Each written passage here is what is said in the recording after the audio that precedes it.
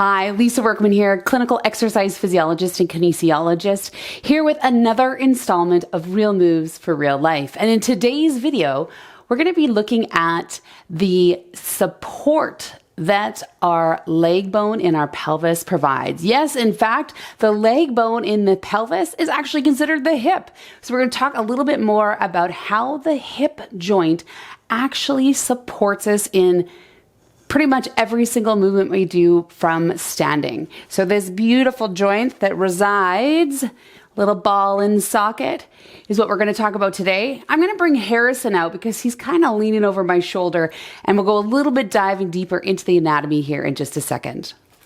All right, if you've not met Harrison before, this is Indiana Bones, my sidekick, who was kind of creepy over my shoulder earlier. And we're going to use his hip. I call him Harrison for short. You can imagine why that's the case. And so we're looking here at this ball and socket joint, right? We've got a rounded part of our leg bone that sits inside our pelvis.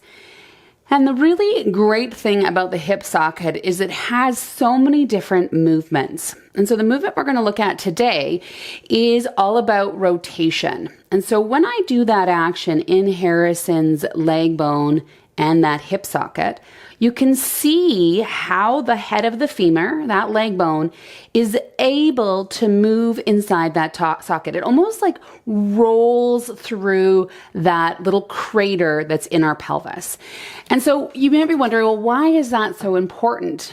Let me give you a little analogy. Imagine sitting on a stool, maybe a high bar stool at a restaurant, or maybe you're sitting in a chair. And all you can do is fidget because the chair is wibbly and wobbly.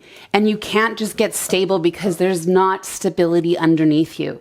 Those legs of the chair, for whatever reason, maybe they're not bolted in really well, or maybe they are fractured maybe at the top and are not connecting to the base of the chair very well, are not providing you support when you're sitting in the chair. Well, guess what? When you're standing on your 2 feet and you don't have this beautiful movement in the hip socket with rotation, you can feel exactly the same way. And I wanted to share that with you today simply because for me, I have been working on this movement in my own personal workouts probably for the past, I would say, argue 6 to 8 months. And I have seen a tremendous gain on how well my pelvis sits on my leg bone. Let me say that again. I am finding a tremendous benefit of doing some of this rotation work because my pelvis is sitting better on my leg bone. So Harrison, he does a really good job. You know, he can hold his pelvis with his leg bone, but I guarantee that this would be a great, great movement for you to practice as well to get a little bit more stable on your feet. You may notice I'm actually at my staircase in my house, and the reason being is the exercise I'm going to show you requires that you leave one leg elevated. So we'll have one foot on the stair and the other foot is free flowing. It doesn't have to connect with the floor for us to get this rotation. Now, I'm a big believer in understanding your own body, and by touching parts of your body, you can start to feel what your body is all about, right? Harrison has bones. We have bones just like him. And so for us to locate those in our body can be really, really helpful when we're asking ourselves to do certain movements. So taking the heel of your hand, you can take that hand and place it actually on the crest of your pelvis. So you can poke around a little bit to try to find this. And once I'm on the stairs, I'll show you with my own hand. We'll take that heel and place it on the top, letting the fingertips sort of float down towards the leg bone. Essentially, your fingertips are in the closest point to that hip as you can get. So when we palpate ourselves, we can start to see where that bone is located. We're not going to be able to feel the bone because there's a lot of tissue that's over top of it. But by letting those fingertips come down with the heel on the top of that pelvis, we can start locating where this action is coming from. For another view of this action, we are asking this leg bone, which has been severed, unfortunately, and we're going to be rotating it out and in. The term is rotation, external rotation, and internal rotation. All right, so let's get to the stairs. So coming to stand on your bottom stair or your second bottom stair, so in my case, I'm at a landing, so I'm standing on the second stair. You can see my leg is now free floating. I could swing it if I wanted to. It's not actually fixed to anything.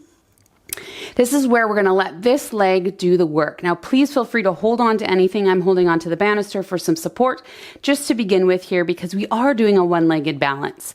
So again, remember that heel of the hand is going to come onto the top ridge of my pelvis. And nicely, I don't know if you can see, we have a seam in my pant, and that's the top of where my pelvis is. I'm going to let those fingertips come down, and I'll be able to press gently into the side of my leg. That is where that hip bone is, or that hip socket is. So from there, I'm going to ask my leg to roll out and open. So I'm rotating the leg bone out, and then I'm going to ask the leg to rotate in, rotate out, and rotate in. Another great place for your hand to land is actually right under the bum cheek. So the moving muscles are underneath that big glute muscle. There are rotators, or hip rotators. And so putting your I like my pointer finger right at that crest here under my buttocks will allow me to feel that muscle contract as I rotate out and maybe relax as I rotate in. Now, that's just going to really depend on your body and how those tissues are moving. I know in my body, when I first started doing this exercise, I had very little sensation. Didn't have much awareness to that tissue in the bottom of my buttocks. But as I've practiced, I've really noticed that right away that muscle is turning on. I'm making a neuromuscular connection. My brain is now able to say, hey, muscle, do your job, rotate the leg out, and then relax to let the leg rotate in. So we have two groups of muscles that allow the leg to rotate outward and rotate inward. Now keep in mind, this movement is coming from the hip socket. So you may notice my foot is relatively still in terms of its movement. It is coming along for what I like to say, the ride. So we're using this rotation to allow ourselves to move the head of the leg bone in the pelvis, to provide some mobility through there. And then when I come to stand on both feet, I then am allowed to have a little bit more stability underneath me. I'm allowing that leg bone to sit in the hip socket much, much better. Now, if you are someone that lives in a space that doesn't have a staircase, no worries. You can typically grab a step stool like this. This is a multi-tiered step stool, or even a single leveled Rubbermaid stool is totally fine. You can also use something like a wooden block or even like a 2x4 to at least get the foot raised up high to let the other leg have some clearance, to allow that opportunity to rotate without running into, the floor or a wall or those sorts of things. So you definitely can use other tools other than a staircase as your opportunity to do this in your home. So go ahead and try to do this exercise on either your staircase or on a block or on a stool, and allowing that leg to move one at a time in its own rotation. And just notice what shows up. Is there some stickiness in there? Is there some bigger movement on one side versus the other? Do you notice any other sensations? Are you clenching through your jaw? Are you holding your breath? Are you clenching through the buttocks to hold you for the upright position that you're in? Just notice and see how this works in your body. And you may even start with only, 2 to 5 repetitions of seeing how that actual leg bone moves. And we do this simply because we don't typically use rotation in our day-to-day lives.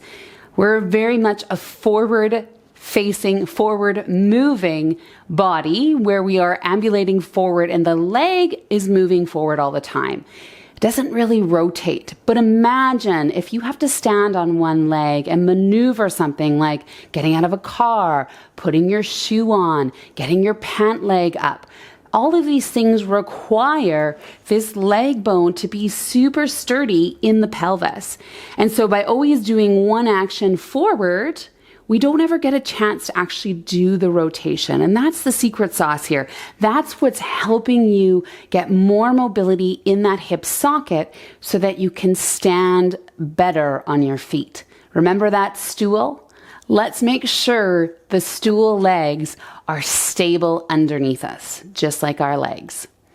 That's it for today for Real Moves for Real Life. My name again is Lisa Workman, clinical exercise physiologist and kinesiologist. My sidekick, Mr. Harrison, is here as always. Please do leave a comment below if you've tried the exercise. Let me know if you feel after you do it a bit more stability on your feet. We're working on the neuromuscular connections of our brain to our muscle. We're providing control and coordination in our hip socket and really, quite frankly, into all the moves and movements of our day. I am here to support you in your physical activity endeavors and getting you to move better so you can move more often. Thanks so much. See you again. Bye.